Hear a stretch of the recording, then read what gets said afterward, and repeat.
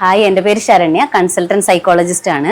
നിങ്ങൾ അറിഞ്ഞല്ലോ അല്ലെ, ഇന്ത്യയിൽ ആദ്യമായിട്ട് ബോഡി ഷേമിങ്ങിനെ റാഗിങ്ങിന്റെ കൂട്ടത്തിൽ ഉൾപ്പെടുത്തണം എന്ന് പറഞ്ഞിട്ട് നമ്മുടെ കേരള ഗവൺമെന്റ് ഒരു ബില്ല് അവതരിപ്പിച്ചിട്ടുണ്ട്. അപ്പൊ തന്നെ നമുക്ക് മനസ്സിലായല്ലോ ബോഡി ഷേമിങ് എന്നുള്ളത് ചില്ലറക്കാരനല്ല എന്നുള്ളത്. പറയുന്ന ആൾക്കാർക്ക് ഭയങ്കര തമാശയായിരിക്കും, പക്ഷെ കേൾക്കുന്ന ആൾക്കാർക്ക് ഒട്ടും തമാശയായിരിക്കില്ല. ഒരു ലൈഫ് ലോങ് ട്രോമയായിരിക്കും അത് കൊടുക്കുന്നത്. അപ്പോൾ ഒരു 90% ആൾക്കാർക്കും ഈ ബോഡി ഷേമിങ്ങിന് ഇരയാവേണ്ടി വന്നിട്ടുണ്ടെങ്കിൽ അവരുടെ സെൽഫ് കോൺഫിഡൻസ് എന്ന് പറയുന്നത് പിന്നെ സീറോ ആയിരിക്കും. പിന്നെ അവർ അവിടുന്ന് ബിൽഡപ്പ് ചെയ്ത് കൊണ്ടുവരണം. പിന്നെ സോഷ്യൽ ആങ്സൈറ്റി കാരണം സൊസൈറ്റിയിൽ ഇറങ്ങി ഇന്ററാക്ട് ചെയ്യാനൊക്കെ അവർക്ക് മടിയായിരിക്കും, അവർക്കൊരു ഭയങ്കര ബുദ്ധിമുട്ടായിരിക്കും. പിന്നെ ചെറിയ കുട്ടിയായിരിക്കുമ്പോഴാണ് നമുക്ക് ഈ ബോഡി ഷേമിങ് നേരിടേണ്ടി വരിക എന്നുണ്ടെങ്കിൽ പിന്നെ പറയണ്ടല്ലോ എന്താ ഉണ്ടാവുക എന്നുള്ളത്.